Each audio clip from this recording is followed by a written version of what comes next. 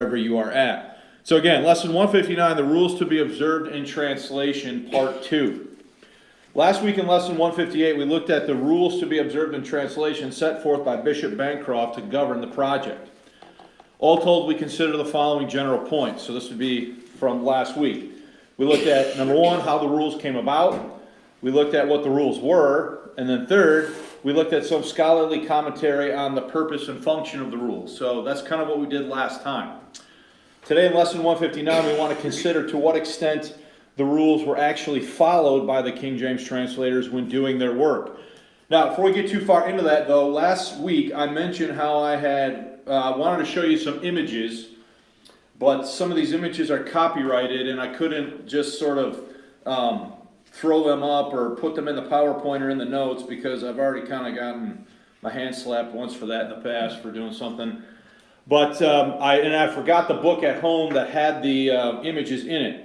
So last time we talked about this manuscript in the possession of the British Library that had handwritten by Bancroft what the rules were. Okay, it's something like Harley manuscript 750 or something.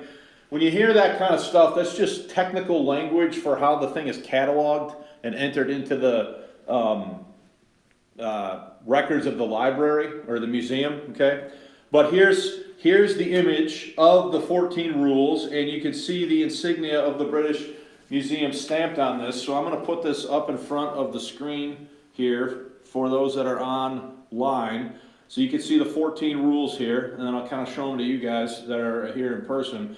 So those 14 rules that we covered are, I covered them exactly the way they're set out here in the manuscript that's in the possession of the British Museum, all right?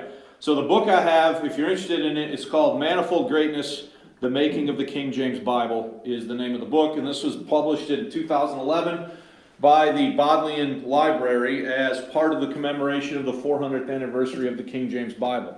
So there'll be other images probably from that book I'll show you in future lessons, but when we saw the rules laid out and the order and the way they were laid out, I did it the same way they appear on that document that I just showed you there, okay? So I just wanted you to see that image. Does that document use the word rules? Does it use the word rules? I believe so. I gotta find it again now. And did rule mean the same thing then that it meant now, if it did?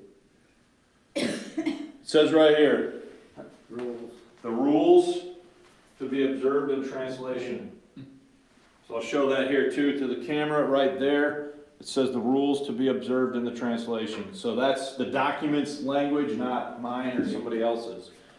I'm curious why you asked that. Well, because a rule and a guideline are two different things entirely. And, you know, what we call a rule today is strict. Yeah, okay, I see. The guideline is loose. Right, okay. Yeah, it does use the word rule. Okay. Now, as you have had the benefit of having read these already to help me in the proofreading, but we're going to see they end up kind of being more like guidelines in some ways than they do strict rules, but we'll get into that here as we get started. So the main point then that we're going to be looking at for the most of the time this morning is this one right here, to what extent the rules were followed, right? So let's get into it. While we touched on this subject briefly in certain places in lesson 158, the topic requires some further attention on account of the many misconceptions that people have about the matter. There's much confusion about the matter in pro-King James literature and teaching. For example, some maintain that Rule 1 was completely ignored in favor of William Tyndale. So if you look, Mike and Sylvia gave us this standalone sheet to so you can make reference to this as we're talking about the different rules. Rule 1, again, is the ordinary Bible in the church, commonly called the Bishop's Bible, to be followed and as little altered as the truth of the original will permit. So I listened to at least 3 videos just this week by King James advocates, King James onlyists, talking about this very topic of the rules and to what extent the rules were followed. And all 3 of those videos said that Rule 1 wasn't followed. That they didn't follow rule number 1, and that it wasn't really a revision of the Bishop's Bible, and they had all these, sort of reasons for that, okay? And what I'm saying here is the reason why we have to look at this particular topic of to what extent the rules were followed is because a lot of stuff has been said in pro-King James argumentation and literature, both in print and just in teaching, that just, frankly, to put it bluntly, isn't true. It's just stuff's not true that has been said, all right? And again, I listened to 3 videos just this week from different teachers, and they all, to a man, said stuff about this issue that wasn't correct, okay? While others leave one with the impression that all 15 rules were followed exactly the way they were drawn up without any deviation. So there's some guys who will say they followed it to a T, okay? Others will say they followed everything to a T except Rule 1, all right? And so there's all sorts of things that are said, and whether or not all that is true is what we need to be looking at in this particular lesson. Now, I'm going to tell you right now that the stuff I heard and the stuff I've read, largely I find to be inaccurate and not true by my own study of the matter, all right? So, Gordon Campbell does an excellent job addressing this question in his book, Bible, The Story of the King James Version, 1611 to 2011. To what extent were these guidelines followed? So you see right there, he calls them what? Guidelines, to Mike's point, okay? So before we judge that too harshly, let's look at what he says. Anyone who has worked with untried procedures set out in advance of a project will be aware that the practicalities of implementation mean that some procedures will not be followed. So I made this point last week.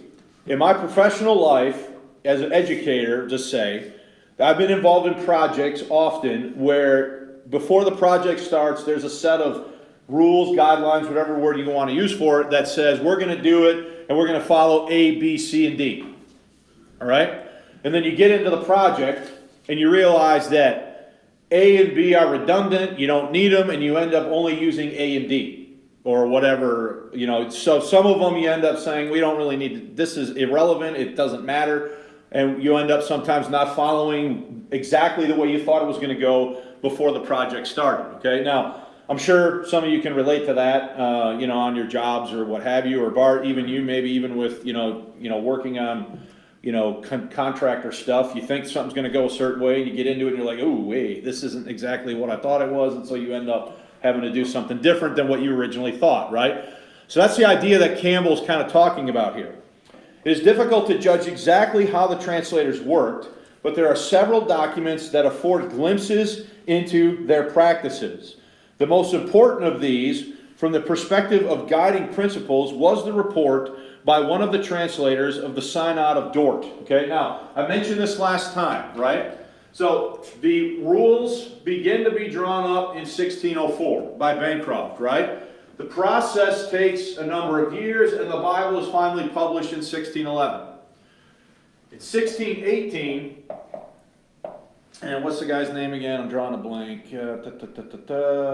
Ward, Samuel Ward, gives a report to the Synod of Dort, reporting on the process that was used.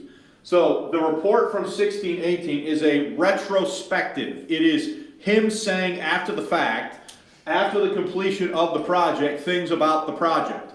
The rules that Bancroft drew up were the rules as they were drawn up before it what? Started, right? So the rules show you the way they thought it should go in 1604 when the project was conceived and approved and drawn up, etc. Ward's report from 1618 is looking back now on the project after the project is completed. All right? So in 1618, 7 years after the King James Version had been published, the assembly, now known as the Synod of Dort, was convened in Dortrent by the Dutch Reformed Church to deal with the dispute between Calvinists and Arminians. Just as the Hampton Court Conference had commissioned a new version of the Bible, so the Synod of Dort approved a new translation of the Bible into Dutch. So there's a similarity there, okay?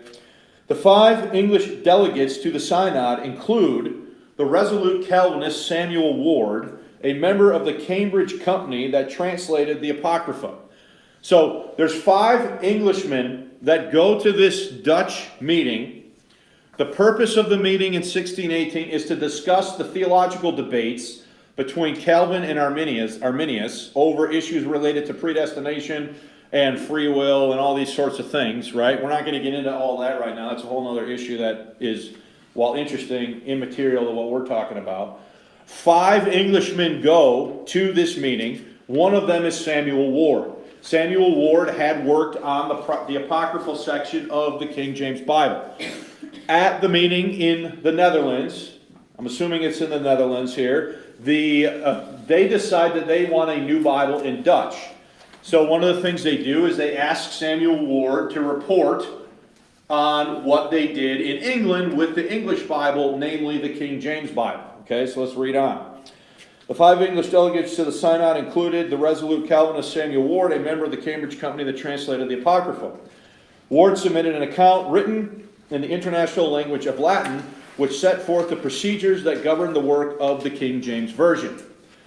He also listed 8 rules that had guided the process of translation.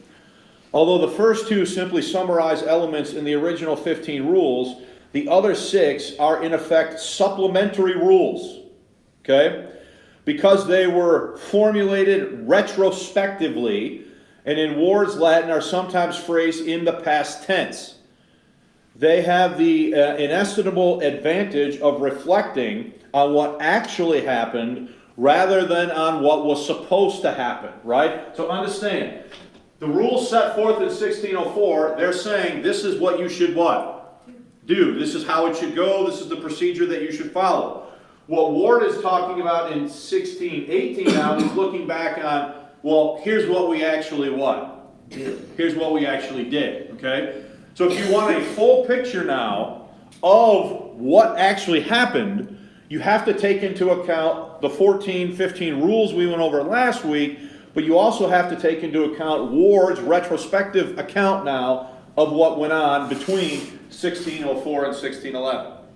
Now, let's stop there. Is everybody following this? Anybody got any questions? Okay, so let's look at what he said. And by the way, I don't have the PDF called up, but there's a book by a gentleman named Wood that was published, is that his name? No, Pollock, in which the whole report of Ward is given, translated into English out of the Latin. Okay, and I have that book in my collection of online books, but let's look at what he says. So this is from what Ward said. The translators were not being asked to create a new version of the Bible, but rather to revise the established version, removing any blemishes or inaccuracies. So who said that? Ward said that. When did he say it? He said it in 1618, right? So he's saying, is it his testimony before the Synod of Dort that this was a revision of the previous Bible? Yeah. That's what he said. Okay? Now, if we're going to trust him, should we be able to find some evidence of that? Yes. Yes. So we'll get to that in a minute. Parallel passages would be recorded in the margin, but there would be no marginal commentary. Okay? So if you look at your standalone sheet there, that would be number 6, rule 6. No marginal notes are to be affixed, etc. Okay? Rule 1 would be the first statement. Look at the next bit. Where a Hebrew or Greek word admits 2 meanings of a subtle kind, the one was expressed in the text, the other in the margin. Okay, so that's another category of marginal notes. So Ward said when they encountered a Hebrew or a Greek word that could realistically be translated one of 2 ways, they made a choice to put one in the text and the other where? In the margin. Okay? Now, that should tell you something. Are the translators themselves by that practice acknowledging that there might be more than one way of saying what the text said? Hello. Okay? They're doing that because they recognize that as a reality. Let's go on. So for those of you that are following along here, I'm on page 2 in this section right here. Where a Hebrew or Greek word admits 2 meanings of a subtle kind, the one was expressed in the text, the other in the margin. The same to be done where variant readings were found in different but reputable versions of the Hebrew and Greek texts. Does the King James 1611 talk about variant readings? It does, in the margin. Now, this is a point that I feel that many King James advocates don't want to talk about, because it shows that the translators had an awareness to some degree of the issue of textual variance. Okay, let's go on. The use of the margin for alternative readings was controversial because, as Miles Smith explains in the preface to the King James Version, such a show of uncertainty could shake belief in the authority of the Scriptures for deciding of controversies. He therefore mounts a carefully argued defense of the practice, noting that nothing essential to salvation is ambiguous, but that there are instances such as, quote, rare names of certain birds, beasts, and precious stones, when it is better to be honest about uncertainty than to dogmatize upon this, or to be peremptorily, which is a word that I'm assuming means presumptuous about what something means. Okay, so understand what they're doing here. Okay, so are they noting in the margin, number one, are they noting where there are Hebrew and Greek words that could go one way or the other, that could go this way or that way, that would be both acceptable translations? They're doing that, and they're noting some textual variants, and then they're explaining in the preface why. Okay?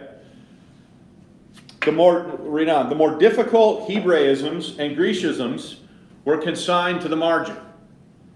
So if there was a difficult Hebrew or Greek idiom or figure of speech or phrase or whatever, they would use the margin to explain that. You with me so far? So again, this is what Ward's saying they did retrospectively in 1618.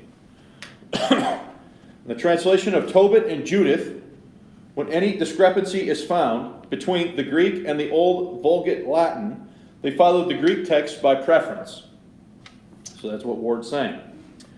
The Old Vulgate Latin refers to Jerome's translation from the Aramaic text of the apocryphal books of Tobit and Judith.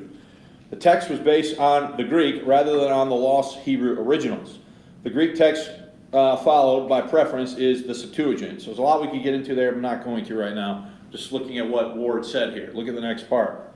Words that it was anywhere necessary to insert into the text to complete the meaning were to be distinguished by another type, small Roman.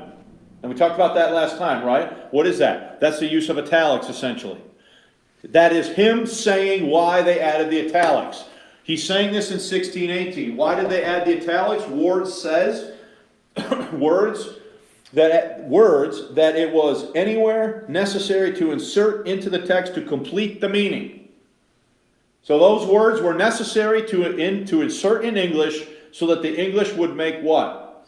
Make sense. Okay? And they are upfront enough to say, we put this word here because it needed to be here to complete the thought in English, even though there is no corollary Hebrew or Greek word for this. But if we leave this word out, this isn't going to make any, this word or this phrase or whatever, this isn't going to make any sense. So we're putting it in. So this is Ward's testimony. New arguments were affixed to every book and new headings to every chapter. We talked about that last week as well. An argument is a summary of contents, but in the end, arguments were never prefixed to the books of the Bible. Headings were, however, furnished for each chapter. A very perfect genealogy and map of the Holy Land was to be joined to the work, and that's from Campbell 40 through 42. Okay? So, if we're going to see the totality of this, we have to understand the difference between the rules that are drafted before the process begins and the retrospective account of Ward looking back. Okay?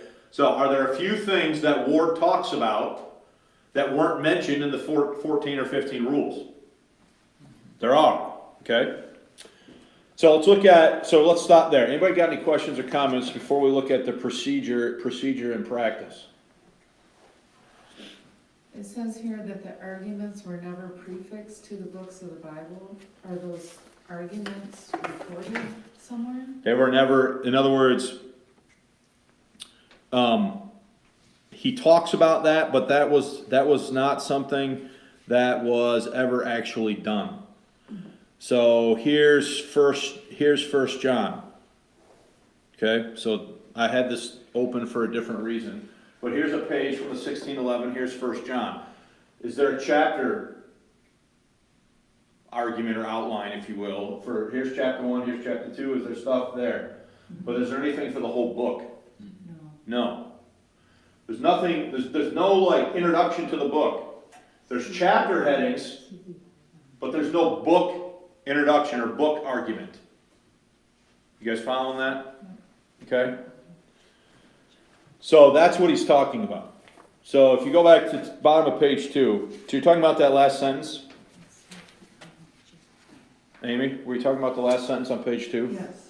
An argument is a summary of contents, but in the end, arguments were never prefixed to the books of the Bible. Headings were, however, furnished for each chapter. So these would be the headings, for the chapter headings, but there were no book arguments. They never did it. I don't know if they ran out of time, or they decided that they didn't need it, or what have you, but that part of it was never done.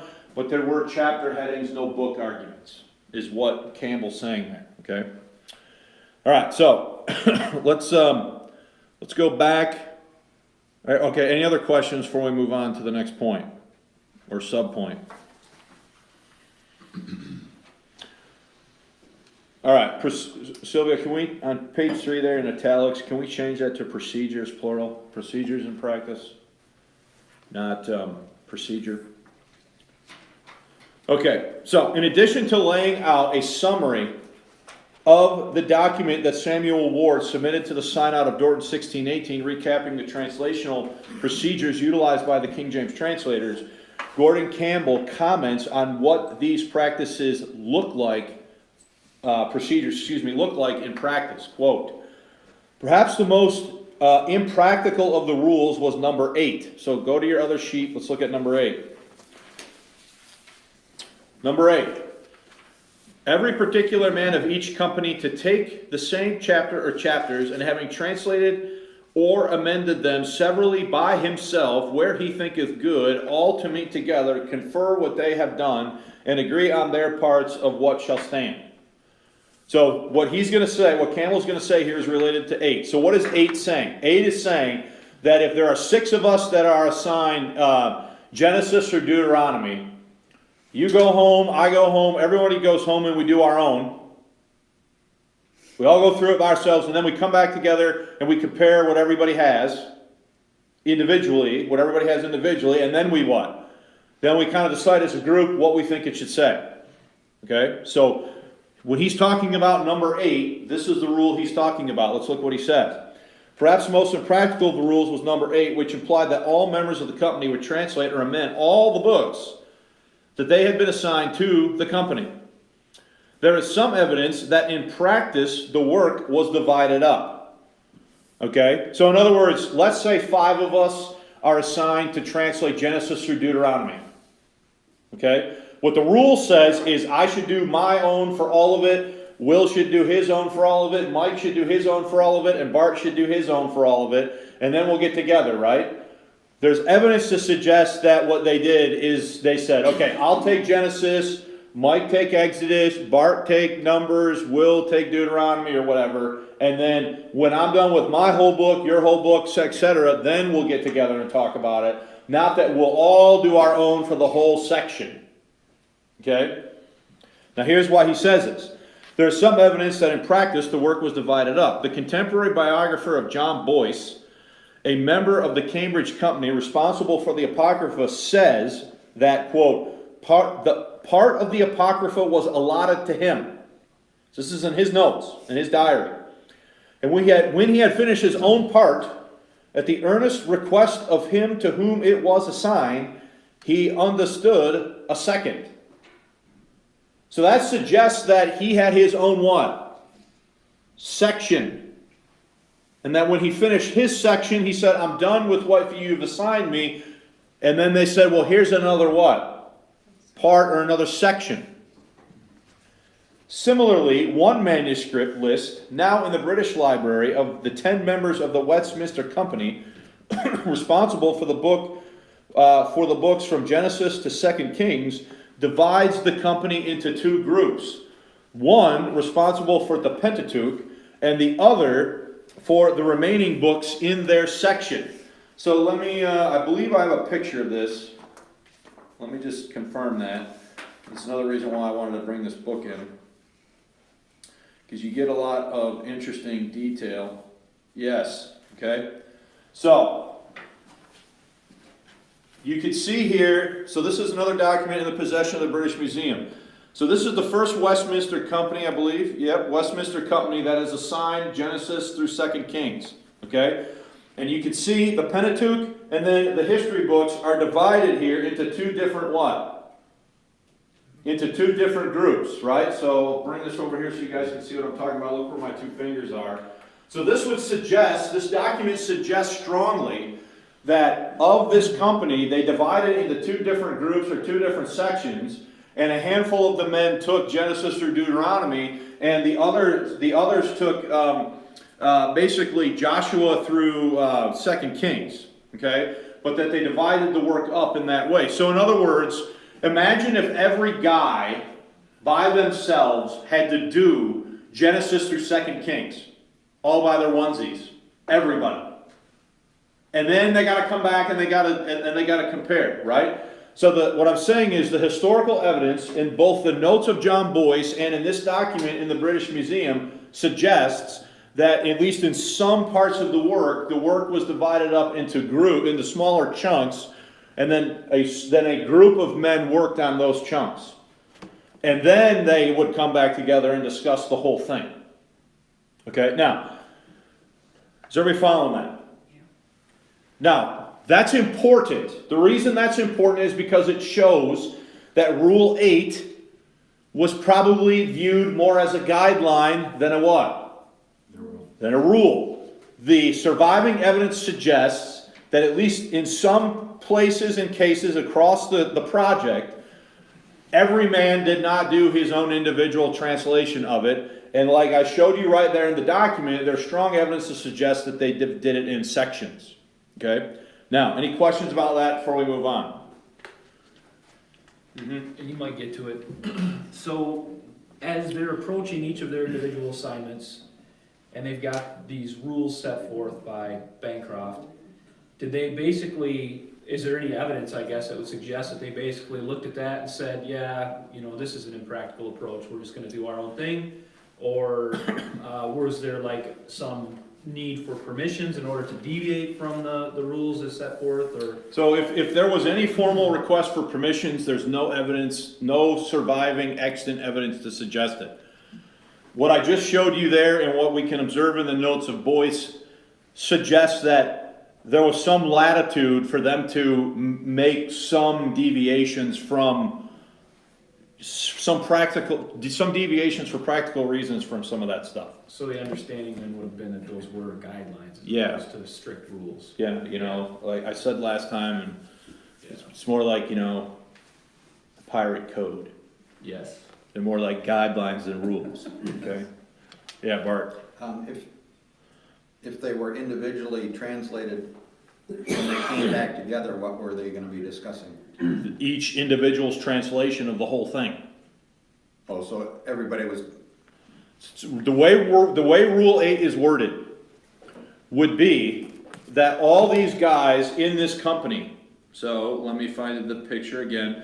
The first Westminster Company, which is 1, 2, 3, 4, 5, 6, 7, 8, 9, 10 guys, would all do their own work on the whole swath from Genesis to 2 Kings. right, Individually, and then get together and talk about it, what they individually have for the whole thing. What the document, if you look at the brackets, what the document suggests, so here's Westminster, First Westminster Company. You see how the brackets branch off and then there's these two here? Mm-hmm. These are the ones that are doing Genesis through 2 Kings.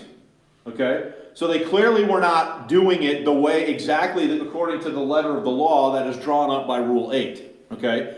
But here's why I'm making a point about this. Many defenders of the King James, they come to Rule 8 and they're like, oh yeah, they did what it, they just assume that they did it exactly the way the rule said. And what I'm saying is the evidence suggests that they took some liberties on how they worked. The thing already took, what, 6 years? 7 years? I think it would have taken infinitely more longer if they didn't do it in the way that they did it. Imagine having to go through each one of the 10 guys' individual work on the whole thing.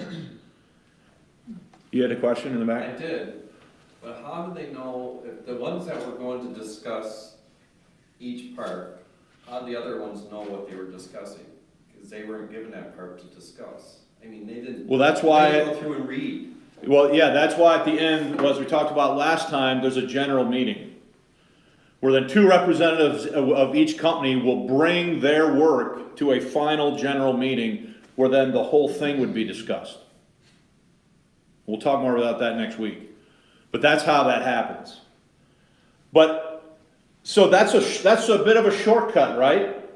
To take Genesis or 2 Kings and say, okay, there's 10 of us, you 5 take this, we 5 will take that, we'll do it, and then we'll still convert and convene about our assigned section, but we're not going to take the time to do it individually when we could do it our whole section together. Okay? Yeah. That was my question. Were there, instead of 10 doing each one, was there 5 at least doing the same translation and then comparing so that they had some issues to compare? Because otherwise they'd be bringing back summaries that were this, That's a great, so in other words, what your question is then, is, were there more than so one of these 5 Yeah. that are doing Genesis through Deuteronomy, does each one of the 5 do their own of Genesis through Deuteronomy, or do they do all of Genesis to Deuteronomy together as a group? That's your question. And the answer to that question is, I don't know. I don't know.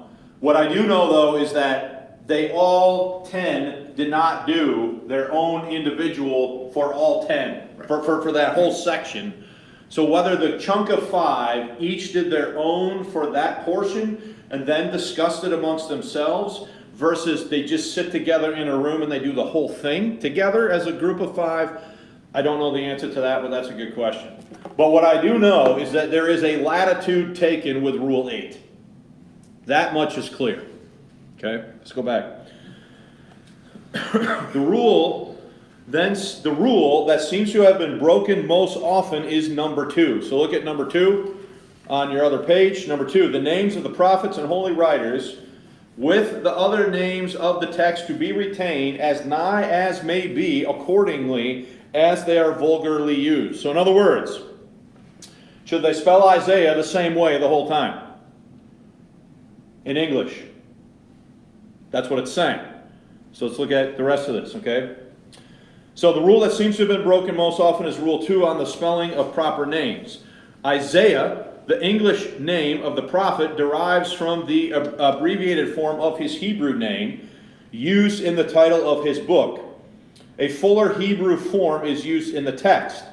It must, however, have been the precedent of the bishop's Bible that caused the revisers to call him Essie in the 1611 in 2 Kings chapter 19 verse 2. So let's look at this. Get your Bible and go to 2 Kings. Actually, that's not going to work because it's fixed. We need to go here. So you're going to have to bear with me for a second. We need, what is it? 2 Kings. Tell me the reference. 19:2. 2 Kings 19:2, right? Yep. Okay. So here we have the page from the 1611 Bible.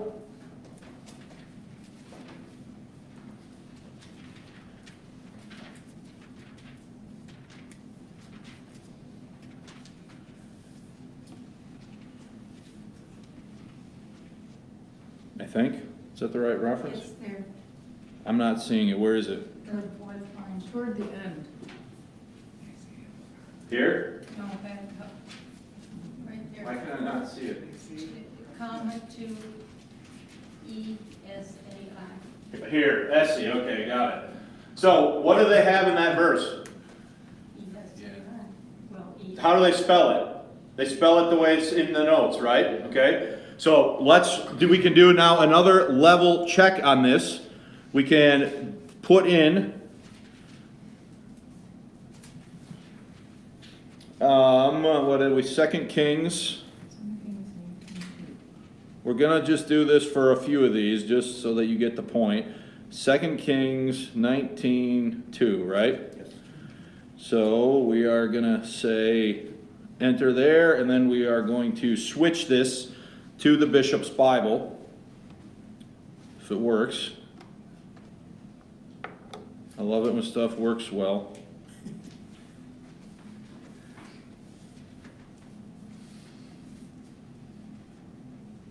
Did anybody have a problem with keeping the name common, or they just wanted to be as accurate as possible, or what?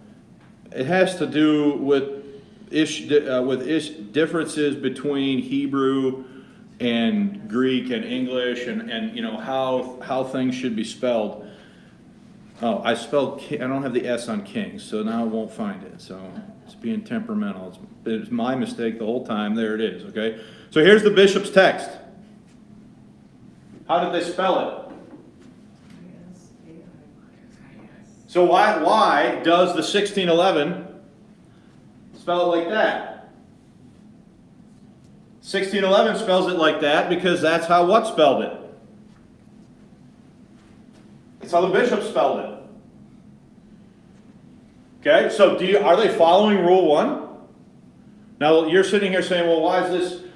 This is, again, a difference just in typography and how words are spelled, okay? But when this is the same word, it's just a difference between the way the word is spelled when the bishops is translated versus, but here it is, ESAI. Same thing here, right? So my point is, are they following the bishops? Yes. Yeah. So much so that they spell the word exactly the same way the bishops what? Spelled. Had the words. Go back to your notes, okay? It must, however, have been for the precedent of the bishop's Bible that caused the revisers to call him Essay in the 1611 text of 2 Kings 19:2. From 1629 onwards, the name was spelled how? Isaiah. So take your Bible and go to 2 Kings 19 and look at verse 2. In your Bible, it's going to be spelled the way that we are accustomed to the word being spelled, but that's not the way it was spelled where? In the 1611. If you go to 2 Kings 19:2, you'll see at the last clause of the verse, to Isaiah the prophet, the son of Amos, and how is Isaiah spelled? The way you're used to seeing Isaiah what? Spelled, okay? But you can see the 1611 clearly followed the spelling of the bishop's Bible. Let's go back to the notes. On the 21 occasions in which he appears in the New Testament, talking about Isaiah, however, the name is spelled Isaias. It's Greek form, okay? So you know that already because if you go to, well, let's just do it this way. Let's go to Mark chapter 1. So we're going to go in the 1611 now, and I'm going to find Mark chapter 1.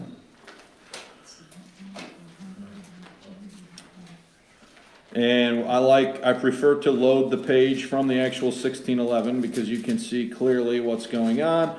Here we see Mark chapter 1, verse 2.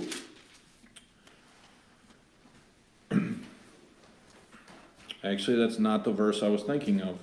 I was thinking about the fact that the modern version changes that verse and kind of got confused there for a second.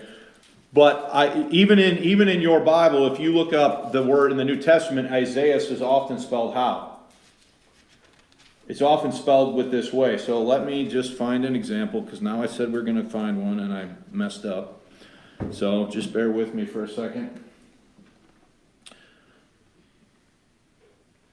E-S, how is it spelled? ESAI. A-I-A-S, right? Yeah. So here we go. Matthew 3:3. Go to Matthew 3:3. Now, we're not gonna do this in class for the Jeremiah example, you'll just take my word for it since we did it for this one. But look in your Bible, Matthew 3:3, even, so what you have in front of you is a 1769 edition of the King James Bible, and notice the spelling of it, look at verse 3.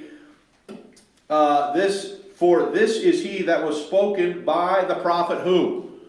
Isaiah. So that's the old spelling, right? So Isaiah is spelled in the 1611 at least 2 different ways, if not 3. But Rule 2 said they should have what? Consistency in the spelling, right? And there is not consistency in the spelling. Yeah. There was some wiggle room there.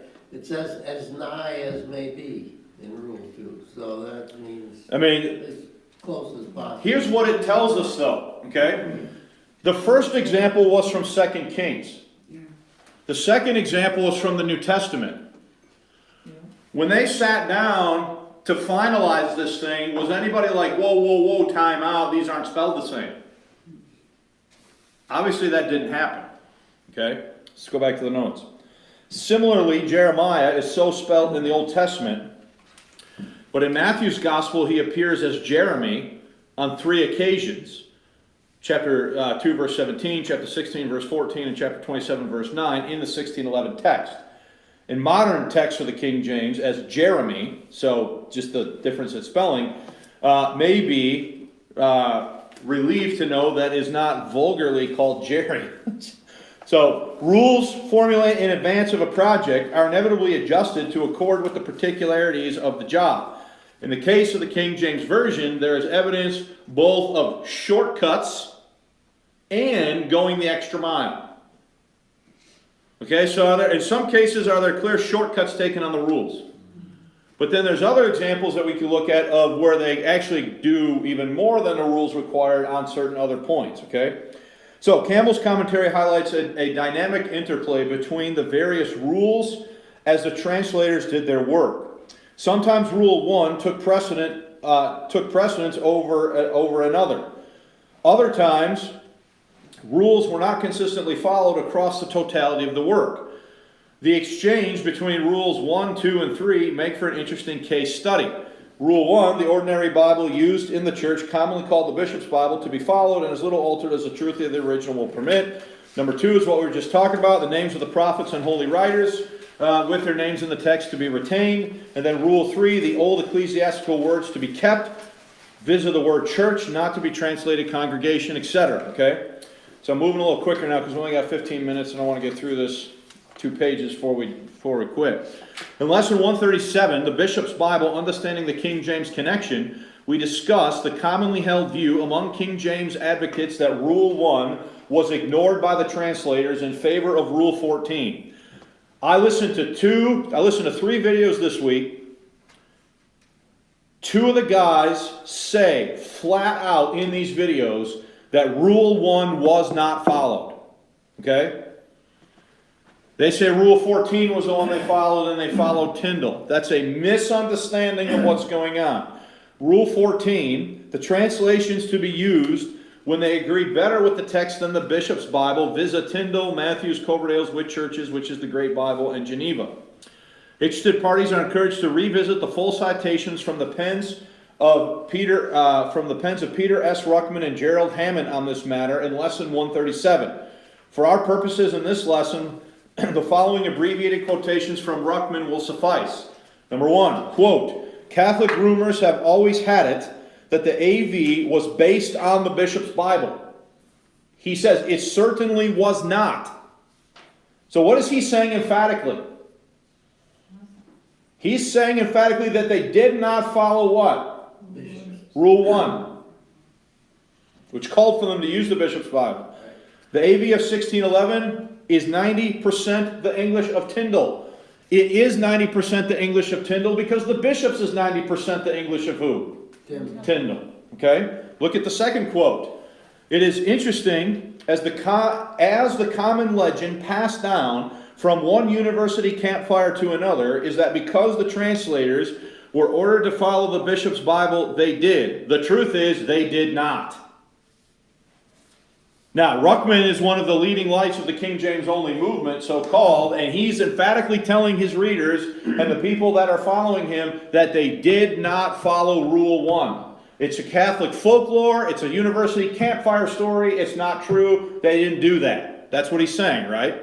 Am I putting words in his mouth? I am not. More recent scholarship by Ward S. Allen, David Norton, and Lawrence M. Vance, among others, reveals that Ruckman was dead wrong in his assertions quoted above.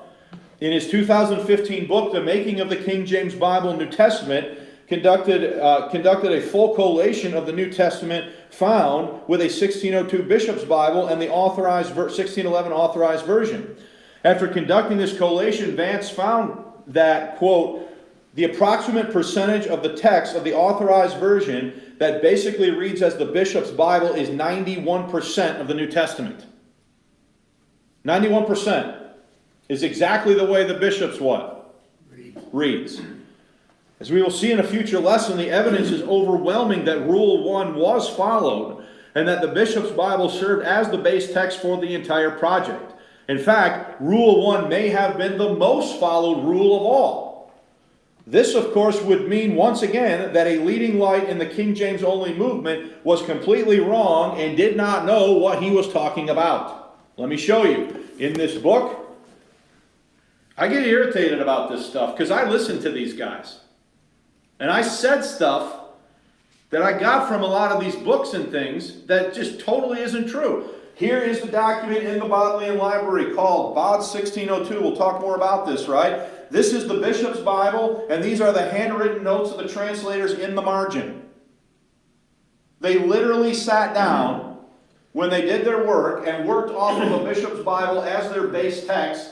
And if you take these notes in the margin and you compare a 1602 Bishop's Bible with a 1611 King James Bible, you will see that these notes are their notes that they wrote in the margin, literally transforming the Bishop's Bible into the King James. But here we have a guy who's supposed to know what he's talking about, telling everybody that it's a campfire story and a Catholic folktale that they followed Rule 1. When they absolutely followed Rule number 1, and there's documentable evidence of it in a British library. Okay? So, I get a little fired up about this, I'm just saying, because this has led to so many problems in this whole arena of discussion here because of things that have been said. And then people will get upset with me for showing them the truth about this because I'm going against stuff like what we just see in these two quotes here from Ruckman, stuff that was said that is just absolutely false. It's not true at all, never was true. But here's what happens, right? People read Ruckman, and they're like, oh, well, he must know what he's talking about. And so they just repeat it like parrots, and eventually it's just the standard way, and nobody questions it. Okay? So the comments cited above from the pen of Gordon Campbell, are we done with that quote? Yeah, we're done with the previous. The comments cited above from the pen of Gordon Campbell accent the interchange between the various rules as the translators set about to do their work.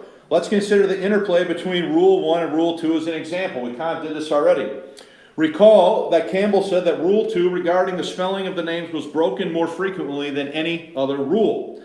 The name Isaiah with the modern spelling occurs 32 times in 32 verses in the Old Testament in a King James Bible. Okay?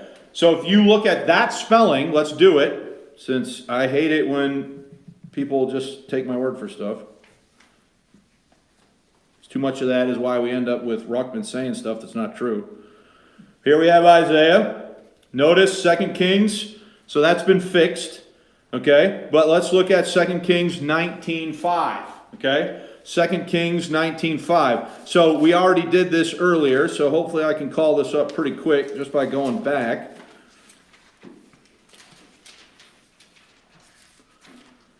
Okay? Here's 2 Kings verse 2, we said Essie, right?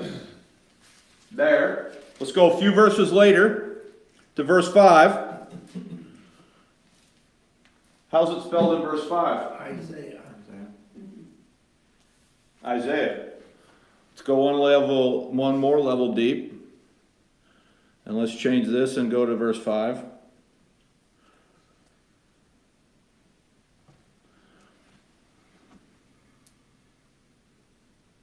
Now see, here's an inconsistency, because here's the bishops, and how does the bishop spell it in verse 5? So it's like they missed one, and nobody what? Because there it is.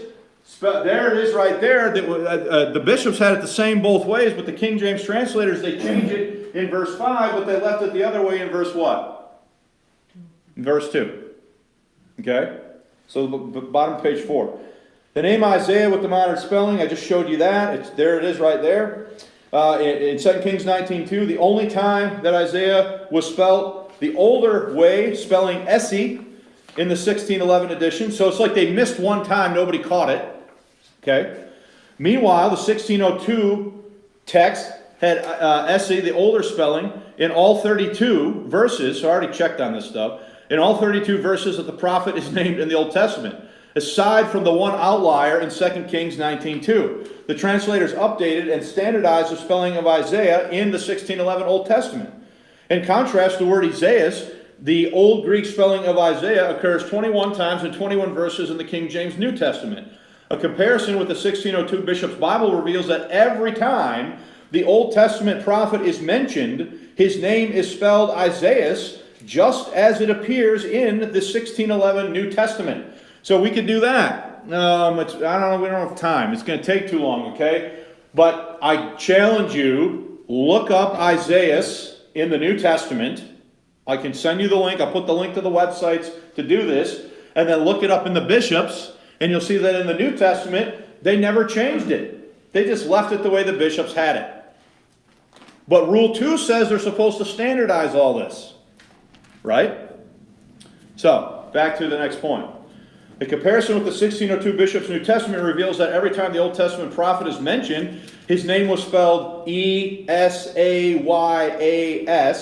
which would be the way we already saw it spelled in Matthew, right? Wait a minute.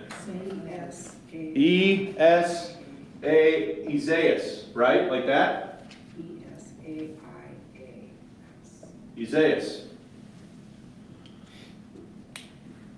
Go to Matthew 3, let's just look at it. I got so much stuff going on right now, I'm getting all jumbled up on how to spell old spellings of English names. Matthew 3:3, E-S-A-I-S, right? Okay, so we could check that quickly enough. Let's do it. So we're going to look it up in the Bishop's Bible. And we want Matthew 3:3.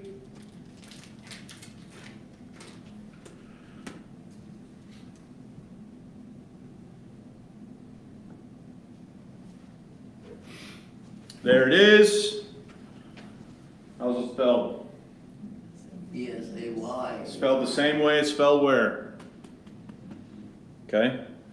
So this Y would be the same as what? An I. Okay. So when given the chance, so herein we see, I'm halfway through the second point on page 5.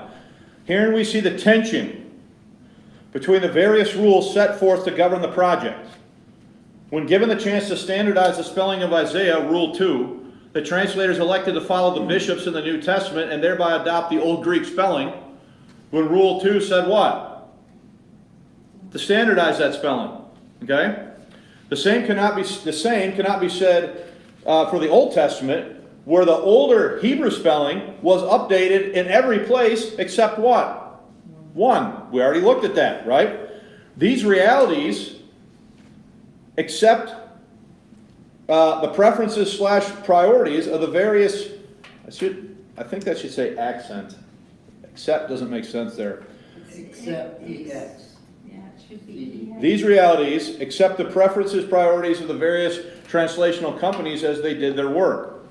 I think it should still say accent, but circle it and I'll check it out later.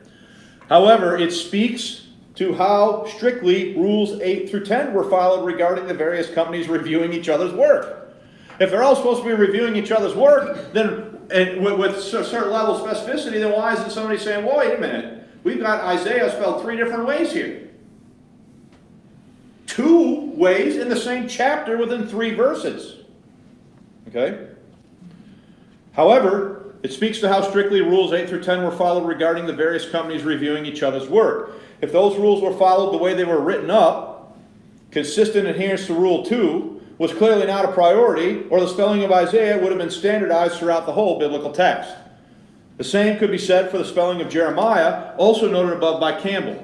These observations raise questions as to how strictly Rules 8 through 10 were followed. Rule 3, regarding the use of old ecclesiastical words, is also interesting to consider in this context. In Lesson 141, we discussed how the 1568 Bishop's Bible was revised in 1572. One of the distinct features of the 1572 revision was the intentional choice to reintroduce ecclesiastical terminology back into the text. An example would be the use of the Latin word for charity, the Latin word charity for love in 1 Corinthians 13. The revision of 1572 used the word charity 28 times in 24 verses. These old ecclesiastical word changes passed forward into the 1602 Bishop's text, which served as the base text for the King James Translators. When one compares the 1602 base text with the authorized version of 1611, they will find occurrences of the word charity in the exact same 28 places. Okay? So, this is not, the translators weren't sitting there saying, charity would be a better word these 28 times. No. They inherited a text that had already made that change 28 times. The exact same 28 times it's in the King James Bible. And they are to follow Rule 1 unless the truth of the original said what? Otherwise. So in their mind, is charity and love perfectly capable of communicating the exact same what? Thing. Now, again, that's the factual reality of the situation. In many cases, following Rule 3 was as simple as following Rule 1. So following Rule 3, to use the ecclesiastical terms, all they had to do was follow Rule 1, because the bishops had already what? Put the ecclesiastical terms back in. So in many cases, following Rule 3 was as simple as following Rule 1, since the Bishop's Bible had already revised in favor of more ecclesiastical language. Noting the interplay that existed between the various rules serves to highlight the priorities of the translators.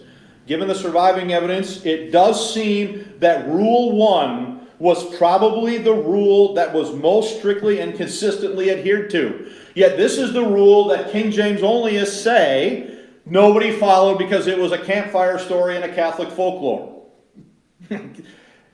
You can't make this stuff up, right? The one rule that seems to be followed with the most strictness and adherence is the very rule that leading lights in the King James only movement has said is the rule they never followed and ignored. Okay? This much is clear. The rules were not followed like a hard and fast checklist. In the end, they served more as guidelines than rules. As Campbell pointed out above, quote, rules formulated in advance of a project are inevitably adjusted to accord with the practicalities of the job. In the case of the King James Version, there is evidence of both shortcuts and going the extra mile. Okay? So, look, guys, it seems like every lesson now there's some sort of factual misinformation that we're having to correct about what has been said. But I am basing what I am saying on objective evidence. Okay? Not upon subjective preference, but on historical documentation that actually exists. Again, do we have a Bishop's Bible, a 1602 Bishop's Bible, with the handwritten notes of the translators in the margin? To say that Rule 1 was not followed is absolutely false and not true, and it never was true. So you say, well, how did they come by that? Well, You'll have to come back for another lesson, won't you? All right, we're at our limit on time. I have to close this down. You folks that are here in person, if you have a question while I'm packing up, let me know. But I am gonna shut the stream down. I want to thank those of you who have joined us for watching.